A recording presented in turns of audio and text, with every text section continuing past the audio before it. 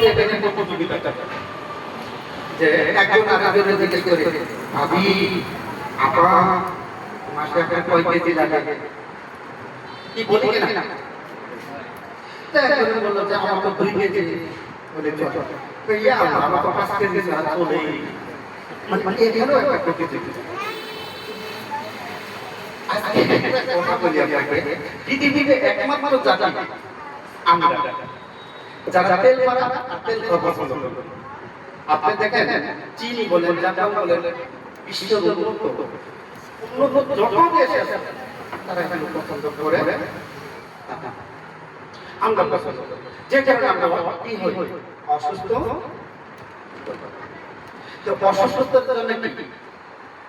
রোগ দরকার আছে রোগ যখন আসে এখনো আমি দুয়ালা কাছেও এখনো যাই নাই যাব যদি আপনারা করে তার মানে আমি বলতেছি অসুস্থতার মূল কারণটা কি আমার বাবা আমার চাচা আমার মামা আমার খালু বউ কি জামাই মূল কারণটা হলো মা যদি জামাইও সমস্যা করে থাকে জামাইকে ক্ষমা করতে পারি না কেন একটা দায়িত্ব কি মানে আরেকজন বউ নিবে তার তো জামাই থাকবে জামাই থাকবে একজনের বউর দায়িত্ব যদি আরেকজন নেয় মুরব্বি কি বলে থাকবে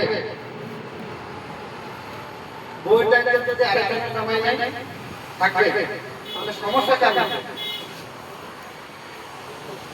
যার জন্য তাদের মধ্যে সম্পর্ক নেই তার সমস্যা যার জন্য আপনি যদি সহ্য করতে না পারেন তাহলে আপনি হলেন রোগের কারণ আপনার স্বামী যদি সহ্য করতে না পারে উনি হলেন রোগের তাহলে সুস্থ থাকার আরেকটা হলো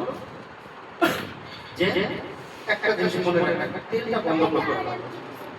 আমাদের এই তেল থেকে অনেক রোগ হয় অনেক আপনারা দেখবেন লিপিড প্রোফাইল টেস্ট করে নেন ওখানে কি আসে ট্রাইগ্লিসারাইড আর যে টিজি লেখা হ্যাঁ এলডি এগুলো দেখতে না কোলেস্টেরল নাম শুনছি তো আচ্ছা ওখানে যে ট্রাইগ্লিসারাইড লেখা থাকে যাদের হাই প্রেসার আছে তারা সতর্ক হবে অধিকাংশ হাই প্রেসার হাই টেনশনের কারণ হচ্ছে ওই যে ট্রাইগ্লিসারাইড অর্থাৎ রান্না তেল যেটা আপনি আমি কম হলে কি হয় আমার মধ্যে বিরক্ত আজকে গোলাম করে গোলাম মাথা খাই এই হলো আমি যে এই যে ঘরে টাকা নিয়ে আসলাম টাকা দিয়ে কিনে নিয়ে আসলাম টাকা দিয়ে কিনে নিয়ে আসে এর জন্য কি তাই ভগবান তাই ঈশ্বর তাই আল্লাহ না তাই আমি নিজে সমস্যা হচ্ছে আপনারা যেটা করেন আমাদের সতর্ক করতে আপনি নিজের হাতে আপনি আপনার জীবন বন্ধন করতেছেন আপনার সন্তানের জীবন বন্ধন করতেছেন আপনি নিজে আর কেউ আসে কারণ এই সন্তানের যে দোগলা থেকে শিখেছেন যে তেল ছাড়া কি হয় না রান্না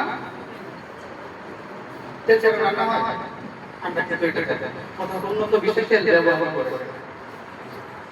আর আমরা কি করি সব কারি দিলেন তো ভাজেন যখনই আপনি ভাজলেন কোনো জিনিস যে খাবার ভাজা করা চীনে একটা কথা প্রচলন আছে যে আপনি যত খাবেন ভাজা আপনি কত খাবেন ভাজা আপনি যত ভাজা করা খাবেন তত ভাজা আপনাদের যারা ভাজা করা খায় তাদের চেহারা দেখে তাকাবেন আবার যারা